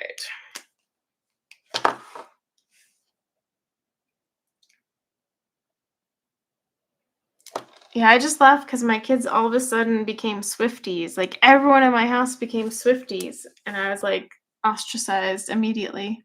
It's like, "Listen, Taylor Swift has been around forever. Why is she suddenly popular now?" I just wanna zoom out so you guys can kinda see how it looks. It's hard to tell sometimes when we're close up, but yeah, see? This is how we're going so far with the alcohol marker method. Yeah, it's just like a sea of the same colors, but the more I come down here and like lighten it up, the easier it'll get. I've got like some little stones in here too, looks like, along with the mushrooms. I really do think I'm gonna do these little forest animals in green. Not green, gold. Because I really want the eyes to be gold. So I think I'm gonna make the animals, every animal, even the birds, even this hideous snake, although I'm tempted to cover that with just green. Yeah, I think that would look pretty cool. And then I think, let me grab some of my grays here for a little bit of this stone work. Let's see. I might actually just use one gray. Let's find it. Now, unfortunately, this one is from the new set. It's called the new set. By that I mean the new 28. It's called Storm Dust, but I really like this gray. It's nice and light. It's a really pretty color. That is one thing with Inktense. Their grays can be kind of wacky.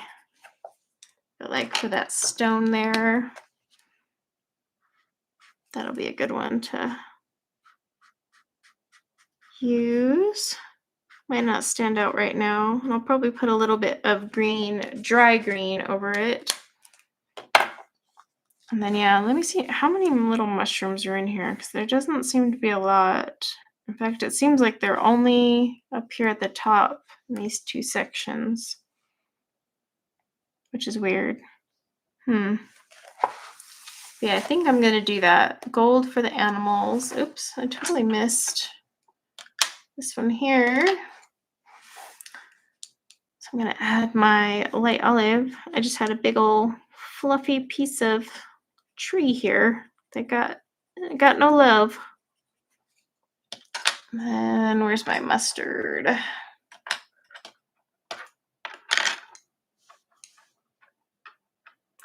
Have I read Powerless? Oh, I don't think so. What's that one about? I have to actually think, because I've been absorbing too many books lately. They're on Kindle Unlimited. I've like opened and started to read quite a few books, only to be like, well, never mind, and close it. Oops, I didn't activate right here. By Lauren Roberts. I'm gonna have to look that up after you send that to me in a message so that I remember to look it up. But no, I don't know if I have. Maybe I have. It might be on my wish list, because the author's name sounds familiar. I have a lot on my wish list that I still need to get through. Let's see, so I tried reading Neon Gods this weekend, and the book itself was okay, but I tried the Audible version. Oh my gosh, that was horrible. It was awful. Oh, it killed it. So I can't listen to that one on Audible. And then let's see, what else did I read? Crap, why can't I think of anything today? Oh, I was trying to get through the it starts with A Touch of Darkness and then A Game of whatever, because it's a Hades Persephone storyline. I started reading those ones, and I have to say the Hades versions are way better than the Persephone versions, which is interesting. So I've actually just started skipping over all of the Persephone ones. But again, I can't listen to that one on Audible because the narrator is awful. I did start listening on Audible to that serpent wing whatever one. I can't think of the full proper name right now. I do like the narrator for that one, and it's a pretty good book so far. So I'm still listening. I think I got about 8 something hours left on that one. So it's not bad. It's a little weird. I mean, the whole human just living amongst the vampires and all, but I'm curious to see how it turns out. Plus, there's more, like it's a whole series, so I've got something to keep reading if I enjoy it. And because I like the narrator, finally I have an audiobook to listen to, because I like to diamond paint and, color, and I can't really do that if I don't have a good audiobook. Yeah, The Serpent and the Wings of Night something something. But I'm just like, I don't know.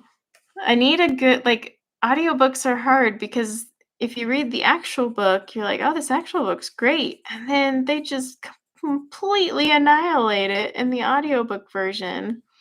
And so then I have to put it on the back burner because there's days where I'm like, I don't have time to read. Like, I'm doing something for my Etsy store and I need my hands free, or like I want to color, I want to diamond paint. So yeah, it's kind of important to have a good set of audiobooks. But so far that one's actually good. I like the voices.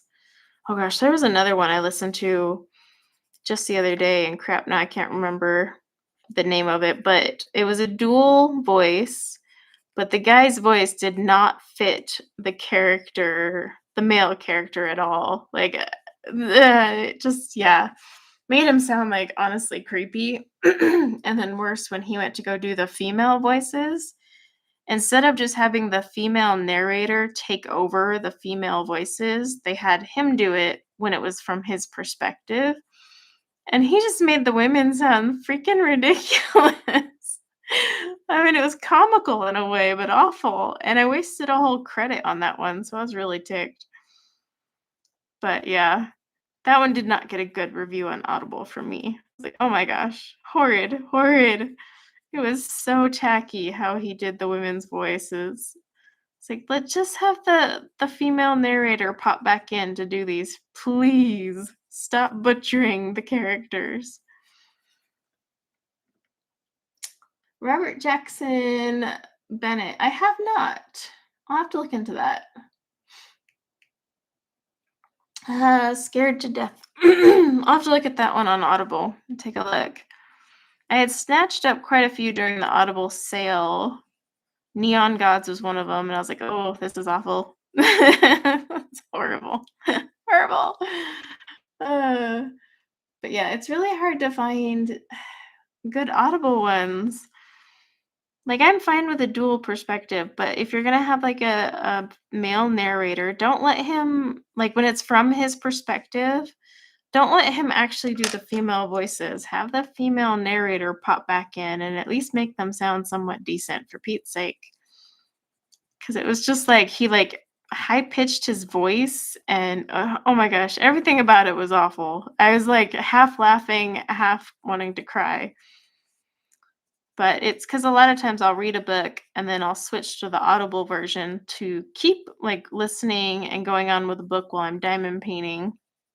So like you've already built like this image in your head as you're reading it, and then you go to the Audible version and you're like, oh my gosh, what is going on? So I have quite a few books that now are the when I'm able to pick up my Kindle and not do anything else pile, because I can't let it be ruined.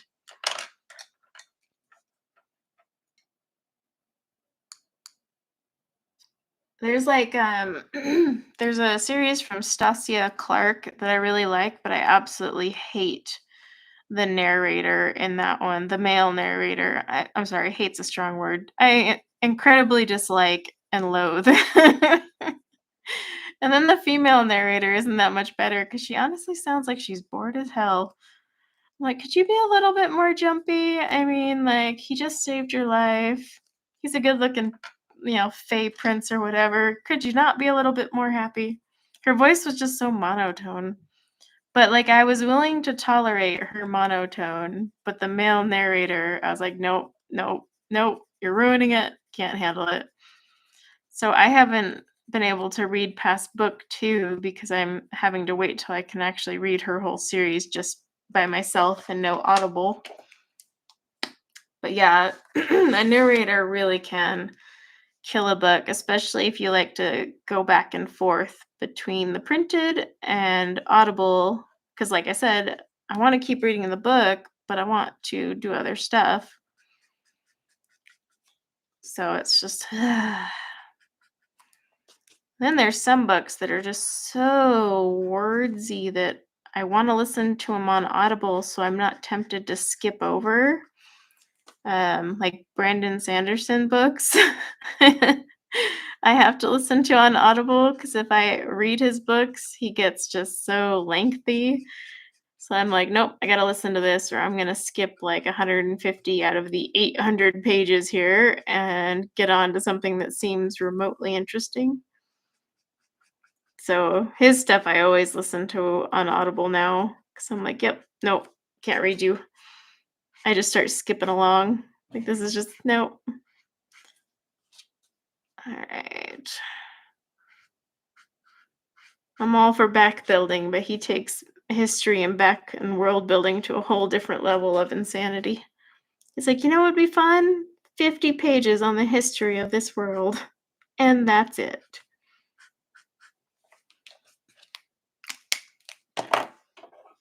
Hi, Carissa. Yeah, I'm liking the shading that it already has, especially with the colors and variations here. So it's actually looking pretty decent. And I'll still, as I always say, take a picture after the stream. I forgot last week.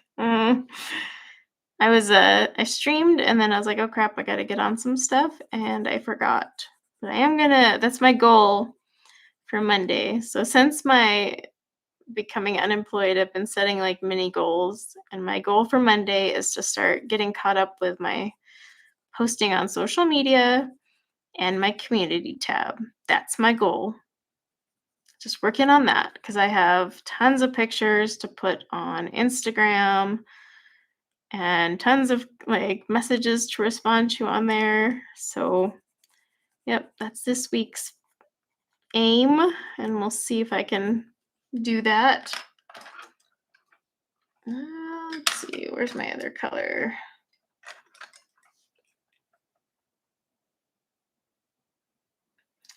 Yeah, it's mainly Mistborn that I've been listening to of his on Audible. I haven't tried his other ones. But the Mistborn series, I tried reading it because it was just everyone loved it. And I started to read it and I was like, I am bored out of my mind. Like, it's like, are we gonna get any action here? Like, I need help. And then someone suggested listening to the Audible version, and I did, and I was like, okay, way more tolerable. I can handle this. But yeah, I haven't tried his other ones on there, but man, does that guy just get so long-winded. It's like, this could have been like 400 pages shorter.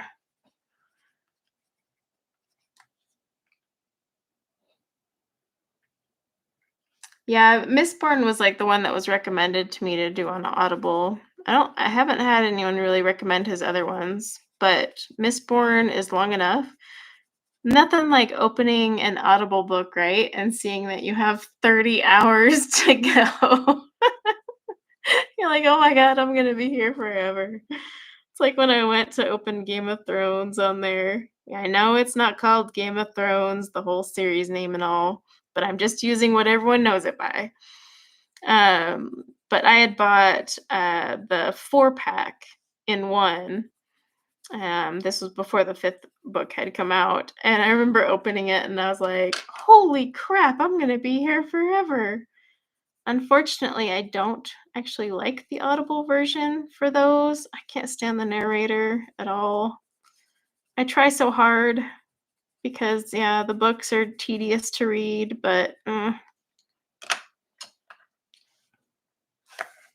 I like mysteries, but more in the lines of like suspense thriller mysteries. There's some general mysteries I'll read too, but I love the thriller and suspense category a titch more. But don't get me wrong, I grew up reading like the whole Alex Cross series, and I love just about everything from James Patterson. So yeah, I mean, I've definitely gotten into or had bleh. I've gotten into mysteries before, but then I started getting into more of the suspense thriller ones. Um, there's one author, Frida McFadden. I swear this woman is like a robot 'cause she comes out with suspense novels like several times a year. I don't think she's human. I don't know how she does it. And her books, half the time you're like, how did I not see that coming? Other times you're like, this is really cliche. I saw it coming. But she's belting out a ton of books, and she has some good ones. I haven't listened to them on Audible, though. I've just read them because they're really short and pretty easy reads.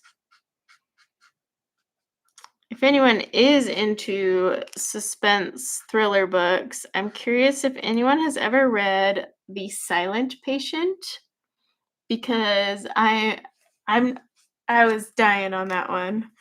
That one was, oh my gosh. Whew, that was amazing. An amazing book. The whole time I was like, "Ah, I know where this is going," and then in the end, I was like, "Dang it, I was so wrong."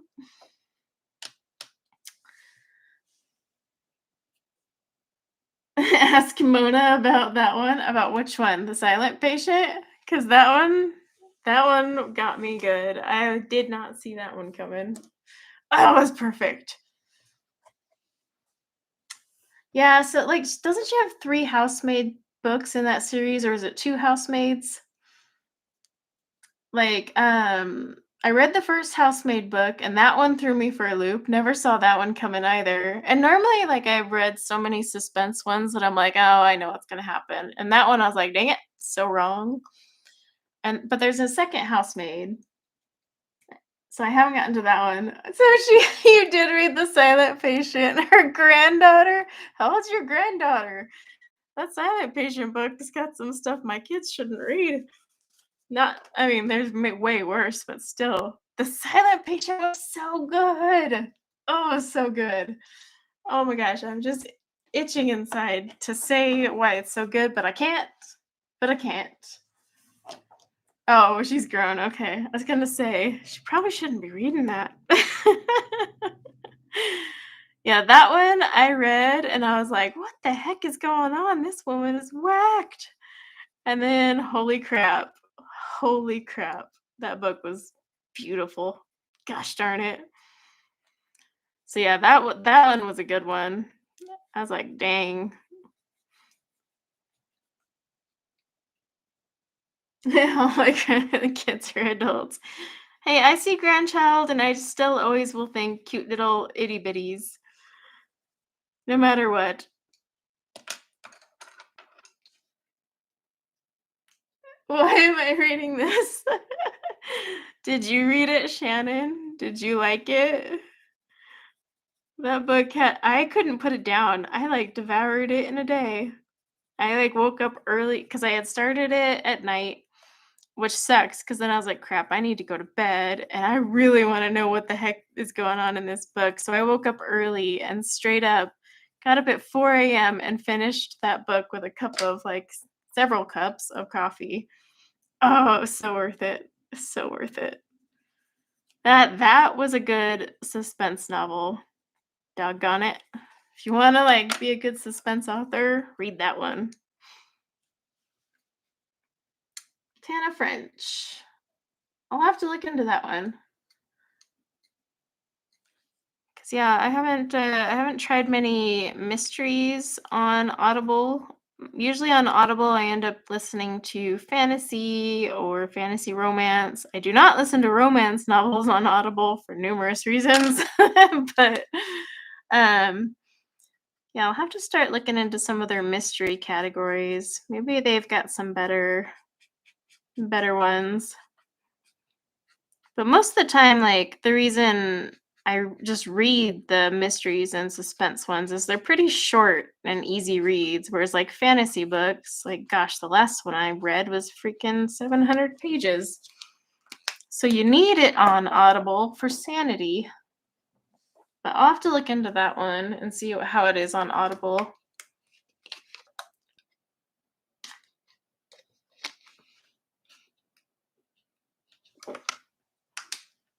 Really? 20 hours for mystery books?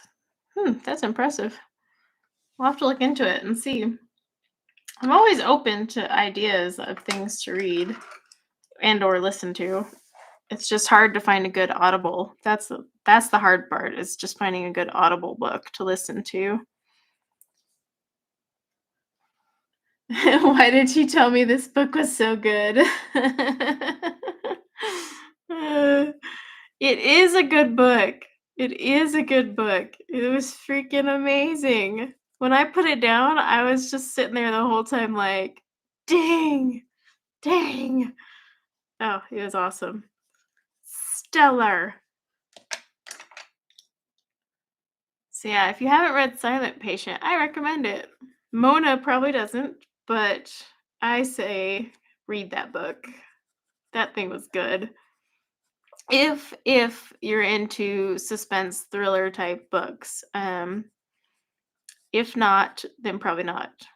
Ooh, I did though do the Audible version of oh my gosh, that Stephen King one, the fairy tale one. That was actually a good Audible version. I like the narrator in that. And the book overall was actually really good. And I'm glad the narrator was good because that was a long book. A very, very long book. All right. Oh, I got a little greenery right there. You almost didn't finish it. You have to finish it. Like, I'm glad you finished it, but, like, if you had put it down not finishing it, I would have been like, "No, you gotta finish it. You have to.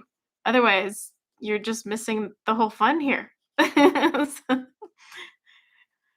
you gotta hit that wow factor. Alright.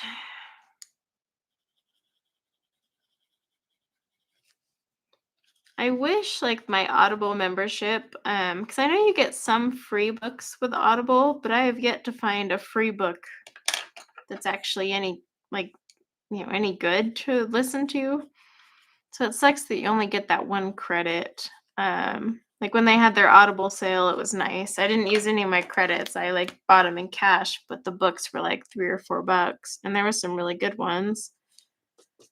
I don't know when they'll do their next Audible sale though.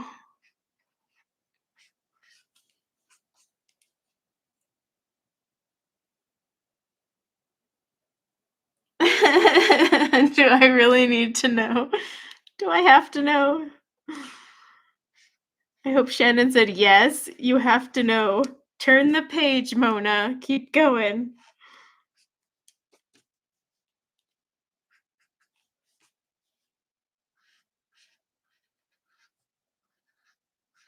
I think that book was one of the first ones I had read. I hadn't picked up a suspense book in a long time, and that was one of the first ones I had picked up, and I was like, "Holy crap, this is awesome!"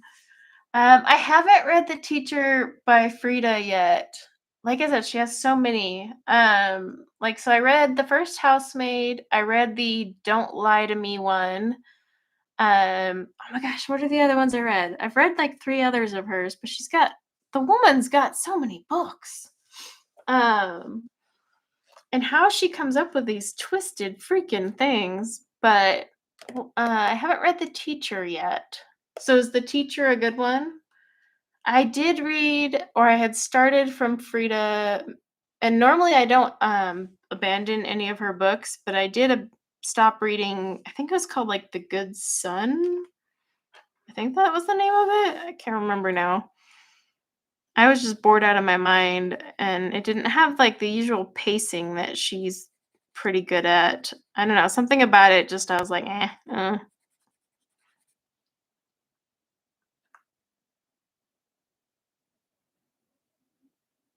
I have to get past the student teacher ick factor. Okay, I'll keep that in mind, but I'll read that one because I do have it on my list.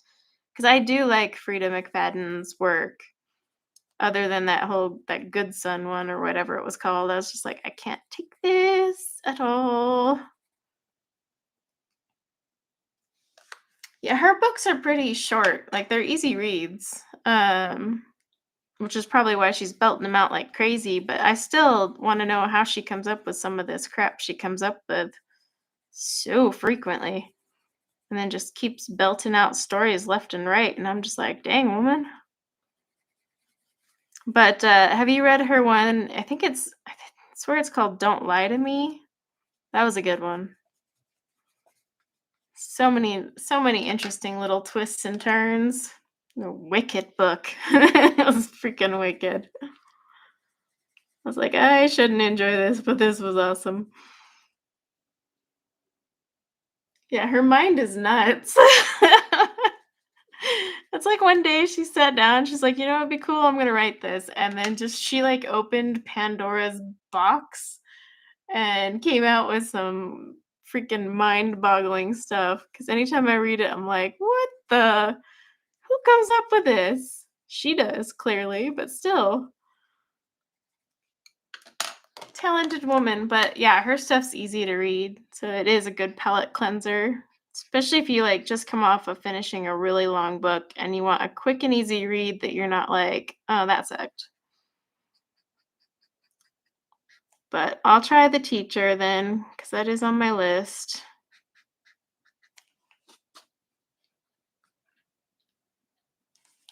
But I think, so it's because it's Housemaid and then there's a second Housemaid book. Are they 2 different characters, or do they involve the same characters, if anyone's read both the Housemaid ones? Because I read the first housemaid one, but I didn't get to the second.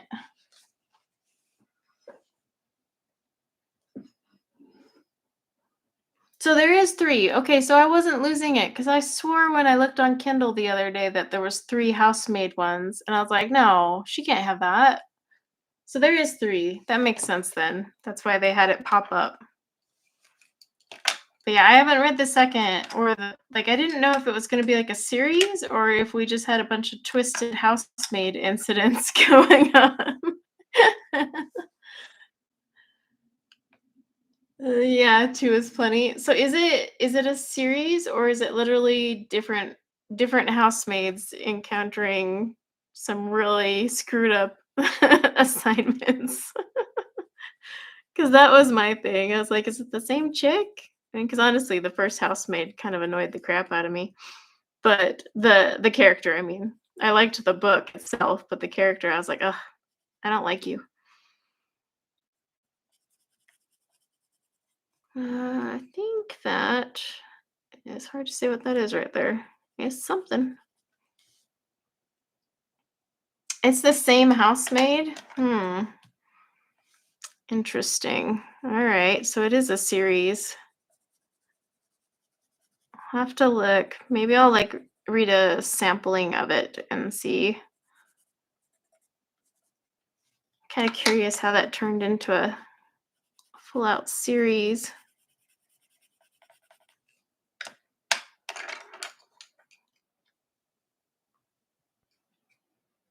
Hi, Nicole.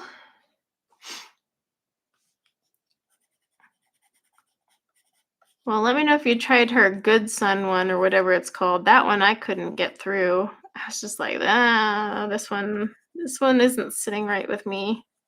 And the pace, like I said, the pacing was really off, which wasn't her normal style. It's almost like she wrote it as a filler, kind of like she needed to publish something because she was under pressure and just tossed it out there or something. I don't know. It just didn't feel like a typical book from her.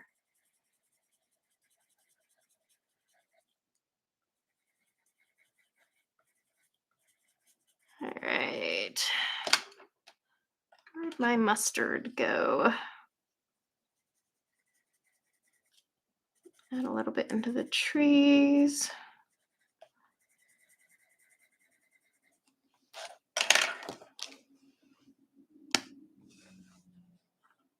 Hi, Renee. Lurking and cleaning. Ugh, I need to clean. The kids are home though, so they've been doing a lot more cleaning. I started this new thing of because they hate weekend chores. So now I give them a list on Friday, and the deal is your entire weekend chore list must be done by 4 p.m. on Sunday. I don't care how you do it. It just has to be done by 4 p.m. on Sunday, or you're grounded all week, and then you just do more chores. So it'll be interesting to see how it works, because this morning they were all scrambling, other than my son who's still asleep, to get their chores done. So I'm like, you guys are really pushing this whole last minute chore thing.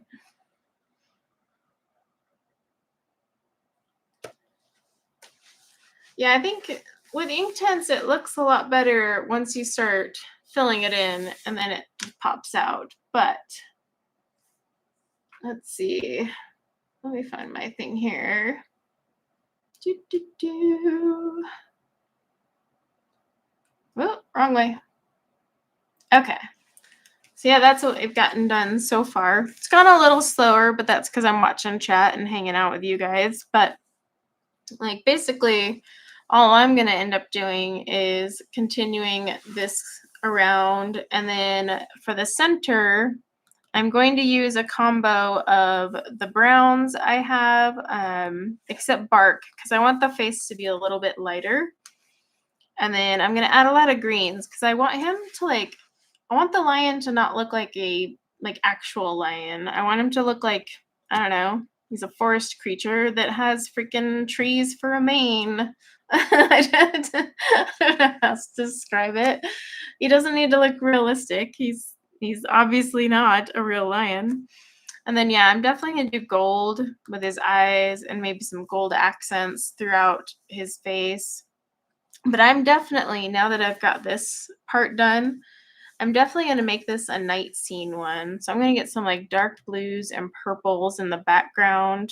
I'll probably use my Inktense for that, just because it's not a huge distance to cover. But I'll actually use my water brush for the backgrounds. And the reason for that is when you're using the alcohol marker method, when you have large areas, you can leave some lines no matter how careful you are. So I usually activate backgrounds with the water brush, but then I'm probably gonna put like some stars or glitter or something and just make it more of a night scene. I think that's what I'm gonna do. It'll look pretty that way. It'll make everything pop out a bit. But yeah, that's what we got done so far. It's quite a ways to go, but it's literally just those same colors repeating all over and going to be repeating while I work my way around here. And this is a tedious page. So like next year I'll be done. No, I'm kidding. It's moving faster than it would have been with Prisma. It looks like he has broccoli. I know it does kind of have a broccoli finish, doesn't it? But I'll take a picture so you guys can see it, because the greens actually are a lot more bright in person. And then, yeah, this will be a fun little one to finish up. But since we're already at the 2-hour mark, I am going to call it a day. I hope you guys have a good rest of your Sunday and have an awesome Monday for those of you that have to call it a Monday. And yep, until next time, everyone, take care. Bye now.